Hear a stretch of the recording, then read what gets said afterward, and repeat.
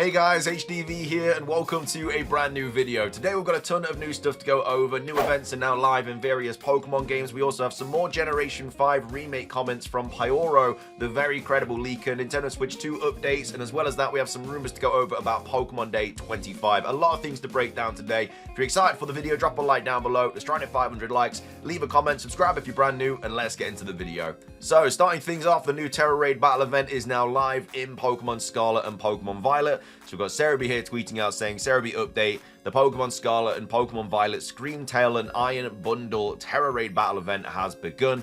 This runs until January the 26th, 2025 at 23:59 UTC. This is all the information you need to know about it. The moves that Scream Tail has is Psychic, Dazzling Gleam, Hyper Voice, Flamethrower. The additional moves are Sunny Day, Misty Terrain, Standard Shiny Rate, which is obviously very bad in raids for whatever reason.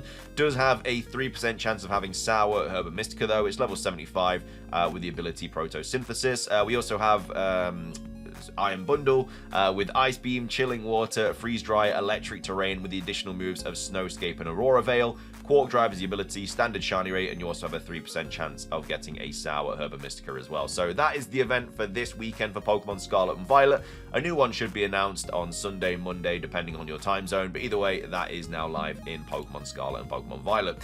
Moving on, we also have a new maintenance update for Pokemon Home. So we've got HDvee here tweeting out saying, HDvee update, Pokemon Home is to undergo maintenance on January the 28th, 2025 from midnight to 6 AM UTC. Now, obviously, a lot of people are seeing this and thinking we might be getting another mythical Pokemon distribution. I don't think that's the case because this is just maintenance. I think when we got the Meloetta, it was more of an update. I'm not really sure. We'll have to wait and see. Obviously, we'll keep an eye on if anything does get kind of revealed with this because the Meloetta was just really out of the blue.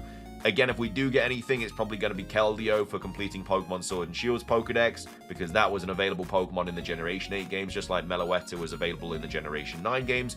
But either way, this is happening on the 28th of January, so this is next Tuesday, which, again, is also the day that trading comes out for Pokemon TCG Pocket. And if you're in America, obviously, it's coming out on the 29th if you're in majority of the rest of the world. But either way, that maintenance is happening next Tuesday. And then moving on, we also have some updates from Pyoro regarding Generation 5. So this is the same thread where he was talking about Pokemon TCG Pocket. So we covered this a couple of days ago where people were talking about Riddler-Coup kind of saying we were going to get information in January. So, by the way, do you know anything about Legends EA? Riddler-Coup says that something will be announced this week, but it doesn't seem likely considering Pokemon like to announce things on Tuesdays. And then we have Pyoro saying, obviously, I've not heard it. I've heard some information about the game, but I haven't heard anything about a trailer. And then we have some more kind of replies and stuff. So, some information like box art and launch date. Just some tidbits from last year, nothing really interesting. So Pyoro knows stuff about Pokemon Legends EA, so whether he tells us stuff or not, who knows. So he said that about Pokemon Legends EA, so nothing really exciting. And then as well as that, any information on Generation 5 remakes? Is it in the works? New developers that aren't Ilka. And we had Pyoro saying there were some rumblings about it, and I thought it would be announced on Pokemon Day last year, but I was wrong. Haven't heard anything since. So they are working on Generation 5 games because Pyoro has been told about it from his source. Now, he was expecting it to get announced last year, which obviously was not the case. We got Pokemon Legends EA instead. So the fact that he thought it was going to get announced last year means that it surely is quite close to completion because it was supposedly, according to Pyoro, going to get announced last year. So obviously we've got Pokemon Day 2025 next month. Load of Generation 5 stuff happening this year, celebrating 15th anniversary of Black and White and the TCG and merch and Pokemon Go, stuff like that. So I think, because Riddler-Coux's the only reason why we're not expecting Generation 5 remakes, but he's been wrong about everything. So he's probably been wrong about Generation 5 as well. And he was sort of hinting at Generation 5 a ton before Pokemon Legends EA was dropped. So maybe he had heard about Generation 5 in some way, shape or form, just like Pyoro had as well. Again, he hasn't heard anything since. So that's quite worrying, but at the same time, I think that there's a chance. I think there is a chance. I'm not trying to say that it's going to happen. I just think the fact that he thought it was going to get announced last Pokemon Day means that it must have been relatively close to some sort of announcement. So maybe they were waiting for Pokemon Works to be fully sort of kind of created. Who knows? Because Pokemon Works is a subsidiary of employees from Game Freak and Ilka, and they're going to be working on other things as well. I think they're working on Pokemon Sleep, but they're also going to be working on remakes and stuff, in my opinion. So maybe they are working on Generation 5 games. Maybe they will be announced in February next month. Hopefully they are. We'll have to wait and see. And then also we have this from My Nintendo News saying that the leaker doubles down on the Nintendo Switch 2 having Hall effect joysticks. So this was posted, like I say, on My Nintendo News. It was posted a couple of days ago saying one of the more prominent leakers of Nintendo Switch 2 information was Next Handheld, who has recently doubled down on the newly announced platform's Joy-Con controller having Hall effect joysticks. So if you don't know who Next Handheld is, there was somebody on Reddit who basically just leaked a ton of stuff about the Nintendo Switch 2. All ended up being correct. So this guy has, you know, a very good source, or has some form of Nintendo Switch 2 information that is absolutely correct. So Next Handheld says that this is evident in a system teardown. So one of the biggest issues with the original Joy-Con controllers was the prominence of stick drift, which Nintendo was forced to admit is an issue with the system. Nintendo has yet to specify whether the Nintendo Switch 2 Joy-Cons feature Hall effect joysticks, but when we eventually hear, we will let you know. If you are curious about Hall effect joysticks, then there's a good explanation about them on Windows Central, which you can read below. So Hall effect joysticks are a type of joystick that use magnets and electrical conductors to measure their position, distance, and movement when in use. So unlike standard analog joysticks, which use electrical resistance to detect movement, Hall effect joysticks have no physical contact between the moving parts, so this means that they do not wear out easily, and they do not develop stick drift, which is a common pain point for gamers. Stick drift is when the stick starts to behave unpredictably and causes unwanted movement in your game. So the fact that Next Handheld is basically doubling down on Hall effects means that we are not going to get any stick drift in the Nintendo Switch 2 systems and the Nintendo Switch 2 Joy-Cons, which is absolutely fantastic news to everybody, because I am sure, just like me, you have been infected by Joy-Con drift at some point in your Nintendo Switch kind of playing career. Mine are just absolutely ridiculous. Like, I try and pick up my blue joystick and it's making my character move to the other side of the world. It's so bad. It's unplayable in like with Joy-Cons. I have to play a controller, which is really unfortunate, because you know, joysticks are quite fun to play every now and again. But either way, looking like we're not going to have to deal with Joy-Con drift for the Nintendo Switch 2, which, you know, it should be gone anyway. Joy-Con drift should not be a thing in 2025. So that's that. And then finishing things off for today, we have a new rumor to go over regarding Pokemon Day 2025. So this was posted yesterday at 10 in the morning.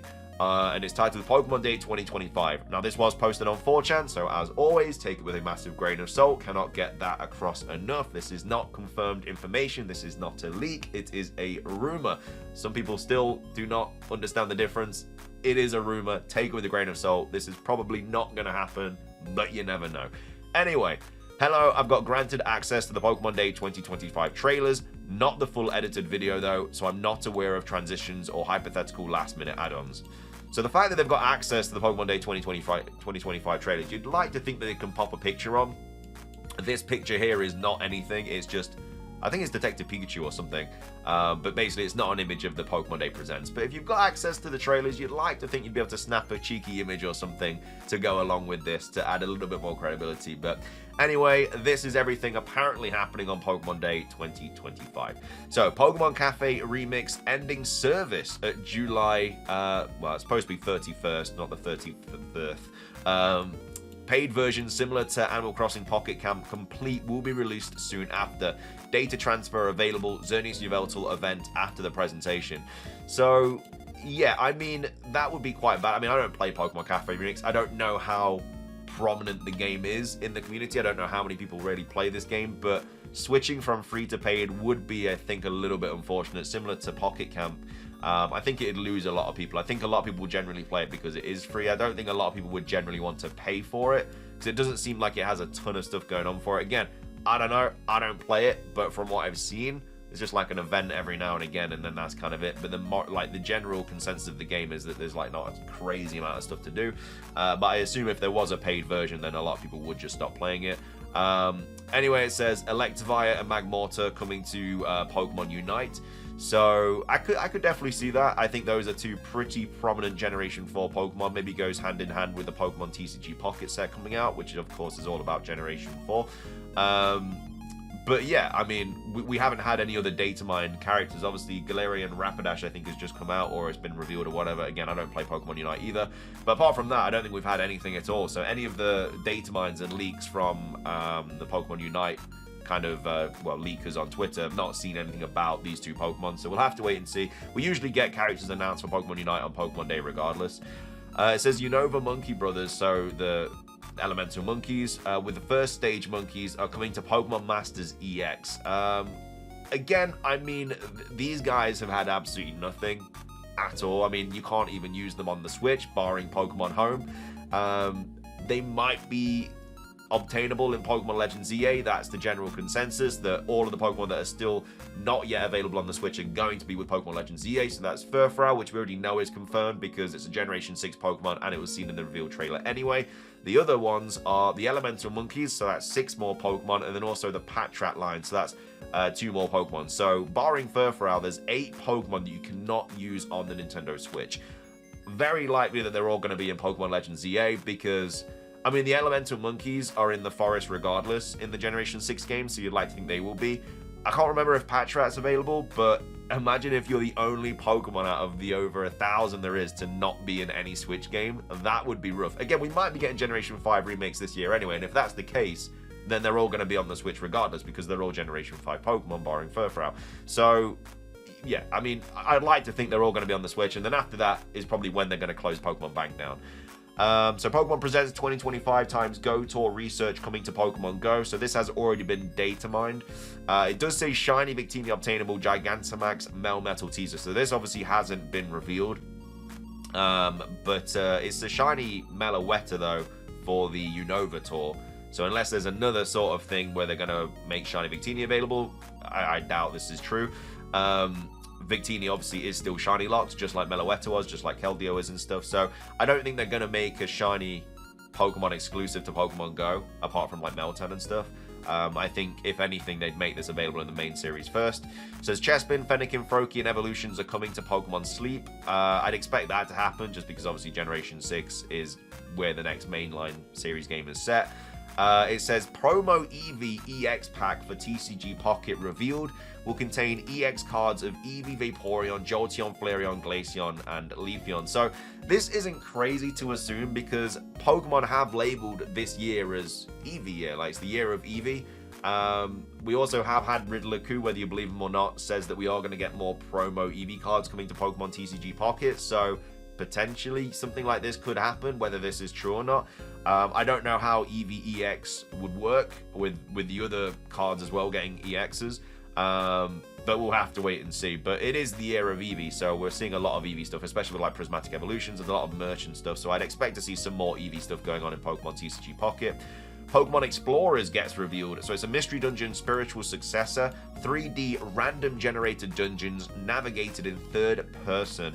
Action battles. The game features a selection of 450 Pokemon, and Terrapagos is the center of the story. Terrestrial is included. Starters are Generation 6 and Generation 9 starters, plus Pikachu, Eevee, Riolu, Esper, Noibat, Poor Me, and we also have Sotodle, releases for 2025. So a third-person mystery dungeon would be quite interesting.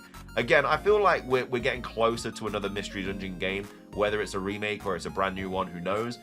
I feel like it could be a really cool game for the Switch too, especially if they add like loads of online features to it.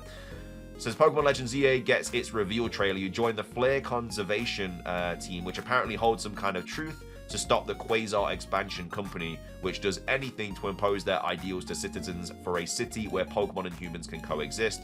Trailer implies this is a cover-up. Gender opposing character is the rival. And it says Varen F and Damien Male. Professor is an ancestor of Juniper, which is Olivia. Starters are Snivy, Litten, and Totodile, which I would absolutely... I don't know who I would pick out of those three. Like, Snivy's my favorite Gen 5 starter. Litten, I absolutely love Torracat. It's probably my favorite middle stage starter.